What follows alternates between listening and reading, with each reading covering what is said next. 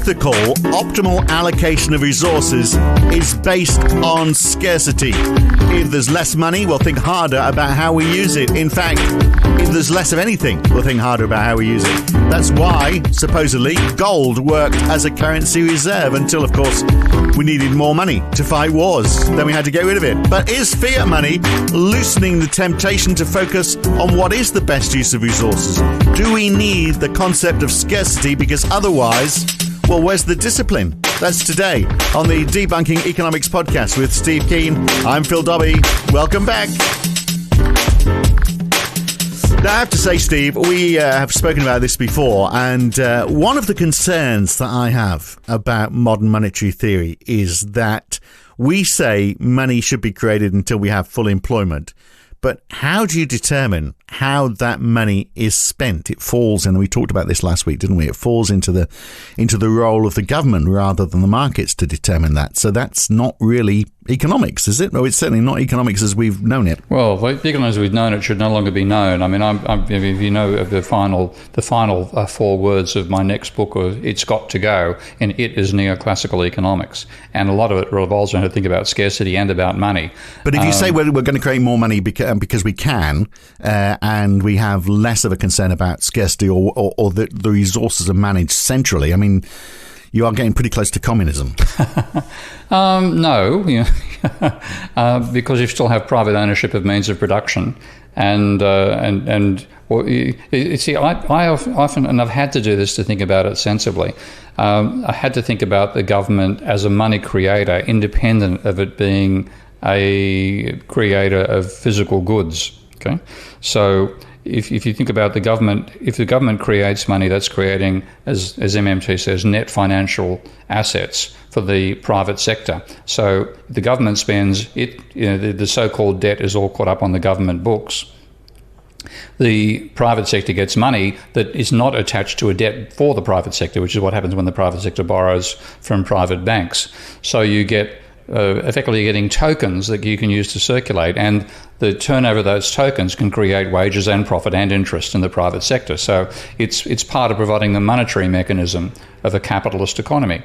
And if you don't do it with the government doing it, then you've got to do it with banks doing it. And if banks do it, then the money that you get, if you borrow money from a bank, for every dollar you borrow, you get $1 worth of debt. You get zero net resources created for the non-bank sector.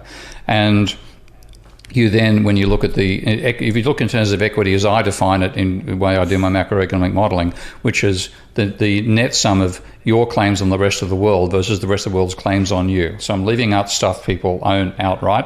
It's stuff which involves a claim on somebody else and a claim back on you. The sum of all claims on everybody else is zero. Okay. Now, if you then look at the assets and liabilities and equity of each group, banks are required to have positive equity. So if banks have positive equity, the rest of society has identical negative equity. Now, in that situation, some of us perform quite comfortably with negative equity because we've got a turnover of the money we have in existence.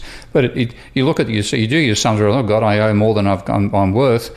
I better spend more slowly. And what you get out of that is a tendency not to use money for what it should be used, which is for exchange.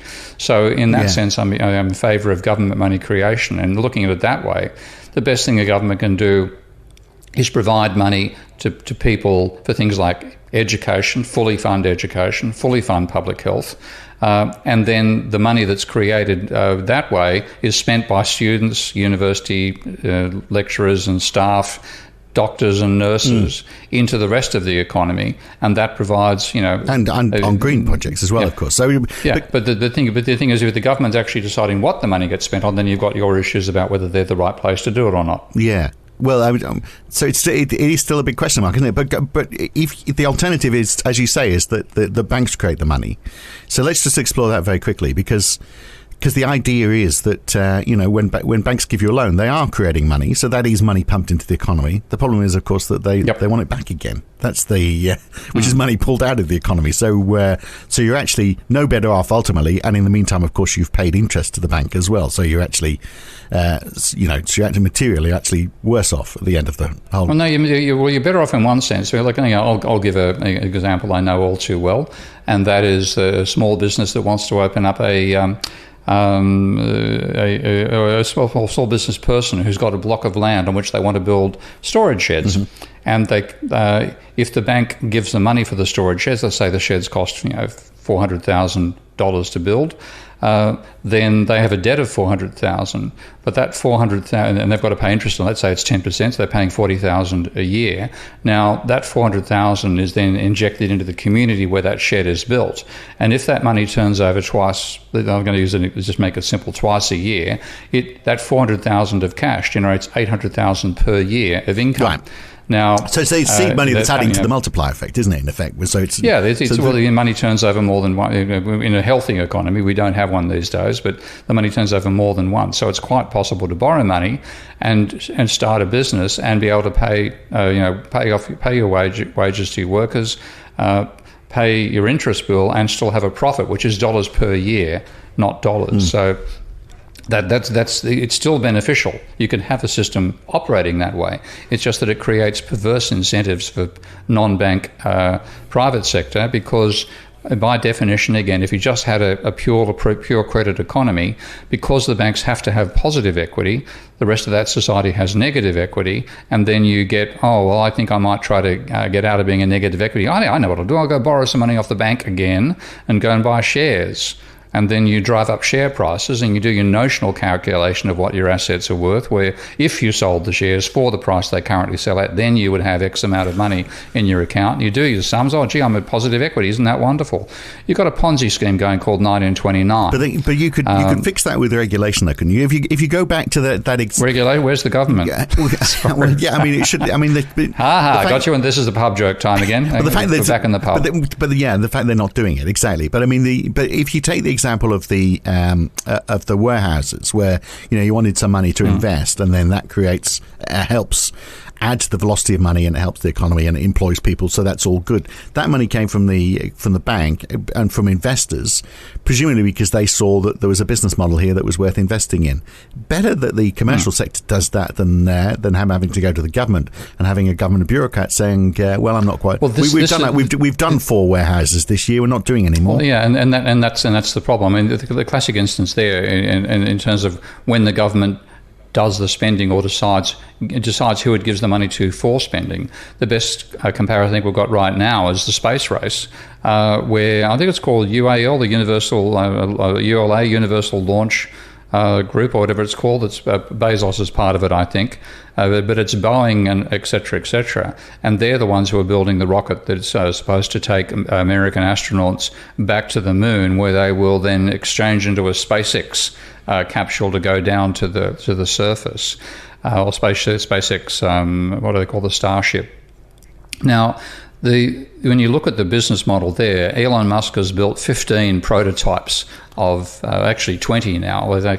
They're up to prototype number 20 anyway, of starships, and they're all coming out at a matter of millions of dollars each, whereas the first ULA rocket is still being built and is coming in the billions. And what you've got is all the rorts, and it's the money that's been created for it is being allocated to different states, sort of state largesse. It's an enormous rort, and that's the sort of thing people complain about when they see the government doing this sort of thing. And in terms of the best intellectual argument I've seen pulling apart why that's a bad thing is work by the brilliant Hungarian economist János Kornai, when he talked about soft versus hard budget constraints. Now, if you're actually doing it for the private, largely private sector driven, which is what you can see Musk is doing, he's got a very hard budget constraint, and he's therefore doing it as not just because of that reason alone, because of personality, but he's doing it cost effectively. Whereas the amount of money being thrown at the ULA is gigantic and a huge waste of money, and you look at it that way. So that's one of the cases where you'd rather have the government creating the money and handing it over to the private sector through things like health, education, welfare, where they're not making any decisions about who gets the money. Right. So that is just the beginning of this discussion. There's a lot more to it. If you want to hear it in full, and I think you should, because this is getting to the fundamental of economics, what the fundamental definition is, and we try and attempt at, what the definition of economics really should be, rather than this preoccupation with scarcity and the optimal allocation of resources through this scarcity. If you want to hear it in full, you need to become a supporter of Steve Ken on Patreon. Go to patreon.com/Prof Steve Ken, or you can subscribe at debunkingeconomics.com. Hopefully you'll do that and listen to this in full.